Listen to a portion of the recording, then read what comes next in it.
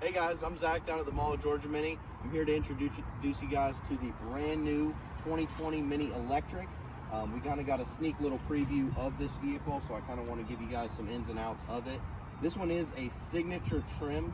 So with the Electric Mini, you are going to have 3 different trims. They're a little bit different than your normal lineup. So you're going to have a Signature Plus, and an Iconic. Like I said, this one is the signature trim, so it is going to come with a lot of good standard features on it. This one is midnight black metallic on the exterior.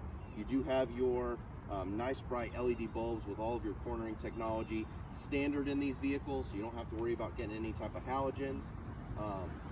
This one does come with some unique rims on it as well, so very similar to some of the more basic wheels that you would find on a Mini. These are in a nice gray metallic color as well. You can see you have that energetic yellow on the mirror caps. Also, you have your Mini E badging on the side.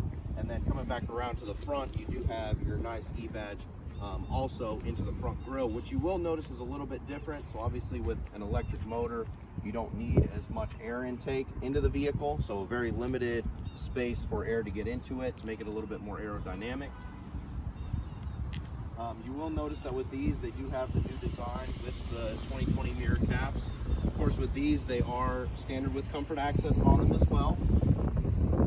Then walking around to the back, you'll notice a little bit different back end on it. You'll notice obviously there's no exhaust pipe on the bottom. With it being a zero emissions vehicle, you don't have to worry about having an exhaust pipe. So they did a really nice job kind of taking it and fitting it into the overall body style of the Mini, where with these, they really didn't have to change much to get them to where they're at right now. But these will come standard with your backup camera as well. In the trunk, you can see that you have a storage package in here. One key component to these electric Minis is that you actually don't lose any space as opposed to a normal 2-door hardtop. So in contrast to the hybrid Countryman, where you're losing a little bit of undermount storage, with these you don't have to worry about sacrificing any storage to get a little bit better fuel economy. So with these, they do recommend or having miles per gallon equivalent of about 110 miles per charge. Now with these, they have an additional green mode on the vehicle as well. So instead of just your normal sport, mid, and green mode, you now have a green plus mode as well, where you might be able to get a little bit more mileage out of it also. If you want to follow me over to this side, obviously with this being zero emissions, you don't have to worry about putting gas into it. So you got both of your plugs right here for your different types of charging. So the bottom one will be for your fast charge. That would be for your DC charge, which can charge this vehicle to about 80% in about 36 minutes or so. If you use a level 1 charger, you're probably looking close to about a 24-hour charge. And if you're looking level 2, you can cut that down to about 4 hours. So now I want to show you guys the inside of the vehicle. So you'll notice a little bit of differences inside the vehicle here. Fasten my seatbelt so it doesn't keep yelling at me. So you will notice now Minis have a digital dash that comes standard with all of these Mini Electrics, so you can view your charge on this side as far as your fuel economy of how much power you're actually using and if you're charging or not. On this side, you'll actually have your battery percentage. So this one's pretty close to 100% right now, but you can see as it dwindles, it'll go down just like your normal gas gauge would.